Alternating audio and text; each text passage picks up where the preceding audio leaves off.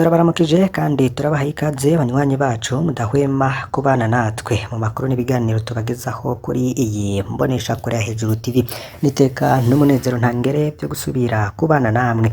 Turabahaye ikaze abadukurikira bari mu bice bigiye bitandukanye imbere mu Burundi no mu bice bigiye bitandukanye mu bihugu bigize umuryango w'isoko rusange COMESA, bari mu bice bindi bigiye bitandukanye bya Afurika ndetse no ku migabane ya kure nka Amerika, Aziya, Australia hamwe n'Uburaya.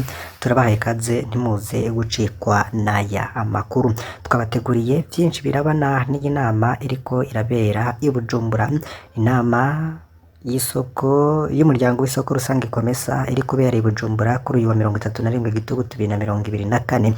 Hari impinduka rero zejeje kuba hari nazo mugiye gukurikira muri aya makuru ku buryo burambuye.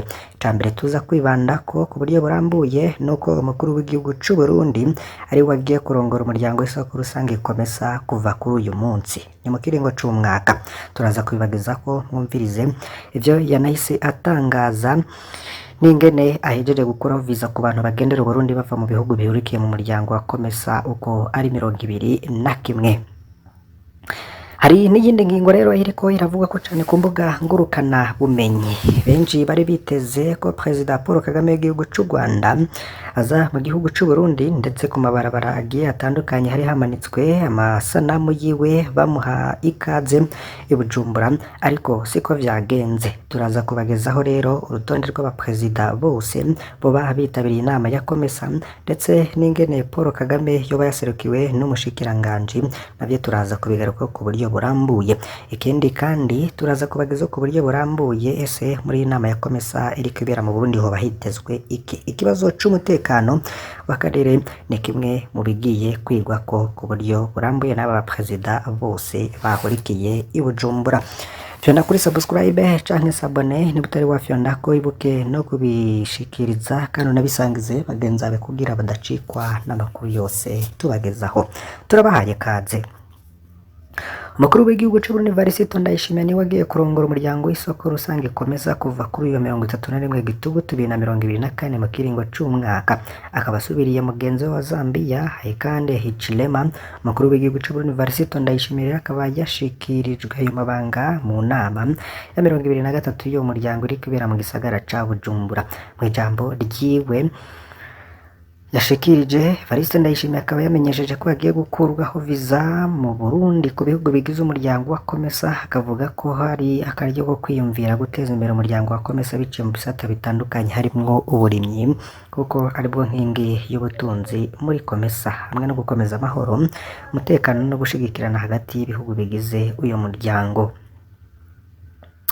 Perezida wa Kenya yashitse Bujumbura mu Burundi kwitaba inama ya COMESA. Abandi bakuru b'ibihugu bamaze kuhashika harimwo Felix Antoine Tshisekedi wa Republika Iharanira Rusange ya Congo, Hakainde Hichilema wa Zambia, Andry Rajoelina wa Madagascar, Taye Atse Selassie wa Ethiopia, hari kandi Jessica Alupo icegera c'umukuru w'igihugu wa Uganda, Hussein Dlamini umushikiranganje wa mbere w'ubwami bwa Eswatini, Musa Faki Mahamat arongoye urwego nshingwabikorwa rw'ishiramwe ry'ubumwe bwa Afurika. Perezida Paul Kagame rero yari yahawe ikaze mu mabarabara ya Bujumbura, amasanamu yiwe akaba ari yamanitswe mu gisagara hose, akaba atabonetse muri iyi nama iri kubera i Bujumbura. Ariko hari umushikiranganje rw'ubudandaji n'amuhinguriro muri ico gihugu kibanye c'u Burundi niwe yaserukiye umukuru w'igihugu muri iyo nama. Ibibazo birabana n'umutekano w'akarere, ihindagurika ry'ikirere hamwe no guteza imbere ibisata vy'uburimyi, ubutare n'ubukerarugendo ni bimwe mu bibazo biza kwigwa kuri uno wa kane Bujumbura mu Burundi mu nama y'abakuru b'ibihugu n'amareta bigize umuryango w'isoko rusange rihuza ibihugu vyo muri Afurika yo mu buseruko bw'iyo niyo mu bumanuko COMESA. Ikoraniro ryitabwe n'abakuru b'ibihugu twababwiye. Abakuru b'ibihugu rero bitavye iri koraniro twabwiye ko Perezida Paul Kagame atarimwo gusa kuvejo ku kibuga c'indege citiriwe Melchior Ndadaye gushiga hagati mu gisagara ca Bujumbura. Amabendera y'ibihugu bigize COMESA niyo yahungabana ku mabarabara. U Rwanda igihugu kibanye n'u Burundi rwaserukiye n'umushikiranganje ajejwe ubudandaji n'amahinguro Prudence Sebahizi, mu gihe Uganda nayo yaserukiye n'icegera c'umukuru w'igihugu Jessica Alupo.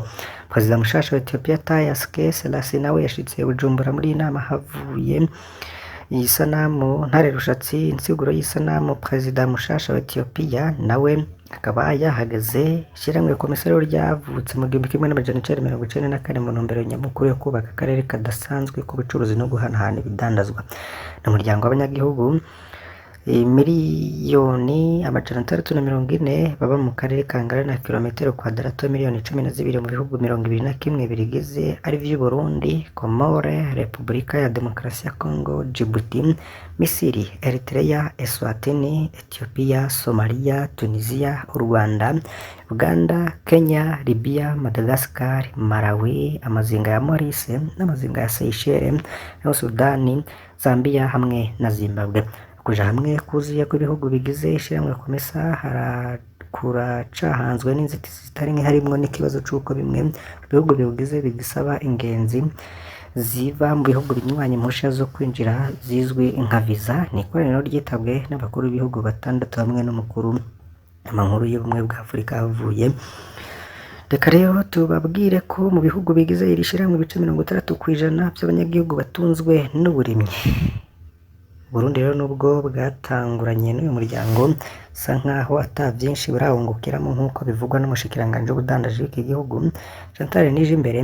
Mu kiganiro rero yahaye abamenyesha amakuru mu ndwi iheze yemeje ko Burundi bushobora bikibweranije n'ivyo buja bugurirayo. Kubwiwe rero ngo uyu umwanya wo kuvyukiranya ku nshuro mbere y'Uburundi nikabo bugiye kuramutswa umuryango wa komesa nk'uko twabibabwiye. Perezida Varisito Ndayishimiye akaba hajeje gutorwa nk'umukuru w'igihugu asimbuye uwa Zambia mu kurongora komesa mu kiringo c'umwaka. Mu bindi bigiye bitandukanye by'abantu bariko baravuga kuri iyi nama nuko ngishirahamwe Abare saba Barundi kuvyamusaruro inama ya komesa iri kubera mu Burundi. Jean Bosco Ndereyimana arongoye ishyirahamwe Aba canke intererano y'abarundi mu kubaka Afurika akaba amenyesha ko anezere no kubona ku mugwa mukuru w'ubutunzi Bujumbura akoraniye abategetsi bavuye mu bihugu 21 bigize umuryango w'isoko rusange ry'ibihugu vya Afurika y'ubuseruko no burengero. Agasaba ko abandi bukamisha ku karyo ntikabapfe kubusa. Jean Bosco Ndereyimana bona ibikorwa by'iyi nama igira 2023 y'uwo muryango vyatanguye kuva ku munsi wa mbere abarundi babivyaza umusaruro ati tugomba nk'iyo nama itogenda uko uwo muryango kurongorwa n'umukuru w'igihugu c'u Burundi Varisito Ndayishimiye kuvuga ko topfisha agakanya ubusa Barundi tugafate nkama umukuru w'igihugu akaje imbere tugakoresha muri ya mbono y'u Burundi bwifashe muri 2040 n'Uburundi buteye imbere muri 2060. Akayongera agira ati rweze tungawe mu Burundi bafatire ko agakanya ko kwimenyekanisha muri ivyo bihugu vya komesa hamwe hama natwe bene gihugu tugire ivyo dusabwa dutange amakori twongere tuje ku kivi kugira ngo dushigikire umukuru w'igihugu cacu. Jean Bosco Ndereyimana agasaba Burundi gutembera muri ivyo bihugu ko Burundi ngo bwaramaze kumenyekana gutyo ngo bave hasi bakurikira umukuru w'igihugu mu gukamisha komesa hamwe nawe nyene agiye kuyirongora. Agasaba n'abarwizatunga kureka kwigongera ko baduze n'abandi bakiri ku rugero rwo hasi babereke uko kwifata kugira nabo bashike ku iterambere ku rugero rushimishije maze Burundi butere imbere. Mu bindi bigiye bitandukanye tugiye kubageza ko nuko mu Cibitoke hari abanyagihugu bakozwe ko n'imvura basaba kugarukirwa ko n'abanyagihugu rero basaba gufashwa nababa cane ku muhingo muri zone ya Buhoro muri komine Mabaye bavuga ko bononewe n'imvura nyinshi ivanze n'urubura n'umuyaga yaguye ku munsi wa mbere w'indwi turimwo. Bamwe muri bo rero bakavuga k'iyo mvura yabasize ifumbereje kuko yababomoreye amazu, abandi nabo ibononera imirima y'ibigori, imyumbati, amashu, ibiharage, amateke n'ibindi. Urongoye iyo zone kamenyesha ko abantu 5 rero bakomereka muri iyo mvura, inzu zirenga 10 rero zirabomoka, hegitari y'imirima arenga 10 nayo harononekara nk'uko tubikesha Samirizi ya Bonesha FM. Akamenyesha ko abo banyagihugu baciye bajanwa kuvuzwa abo bariko baratora mitende, agasaba rero abagira neza gufasha kugira ngo ayo mazu asanurwe. Avuga kandi ko hakenewe n'imfashanyo bifungurwa n'amakaye y'abanyeshuri kuko ayo bari bafise yanyagiriwe mu nzu. Mumenya ko abo banyagihugu rero mu micungararo bangamiwe n'iyo mvura bamenyesha ko hari n'ibirasi vyo ku mashuri ya Litese Buhoro na Ikofa Kirimbi hamwe n'ahasengera ivyabona vya Yehova vyaguruwe n'iyo mvura. Ku munsi w'ejo Faustin Ndikumana arongoye Parseme yariyandikishije ndetse hagira n'ico ashikiriza. N'ahandi rero ubwo twimukiye mu ngingo zirabana n'amatora. Igihe umukuru wa Parseme yarahejeje kwiyandikisha hariya mu Ngagara yiyamirije ngene imaze imisi aho abanyagihugu bankirwa kuja mu bibanza bimwe bimwe kubera uterekanye udupapuro biyandikishirije ko. Faustin Ndikumana yavuze ko kubuza abantu kuja aho bifuza kuja kubera abatiyandikije bitandukanye n'ingendo ya demokarasi kuko atategeko ribirekura. Abategetsi nabo rero bakaba babibona ngo ntibahane ababigira canke ngo babivugire ku mugaragaro. Yavuze ko vyerekana ko hakiri agahaze. Yasavye abanyagihugu kandi kutama baja gutora ariko ntihagire igihinduka mu buzima ahubwo bige kubaza aho batoye ico babamariye. Indongo nziza nazo rero ngo yazisavye kumva ico zijejwe, kutanezerwa no gutorwa gusa hanyuma bagaca bigira kwitunganiza imigambi yabo. Birababaje kubona ubutunzi bw'igihugu busahurwa, ibiturere bikaribwa ku mugaragaro ariko abantu ntibahanwe.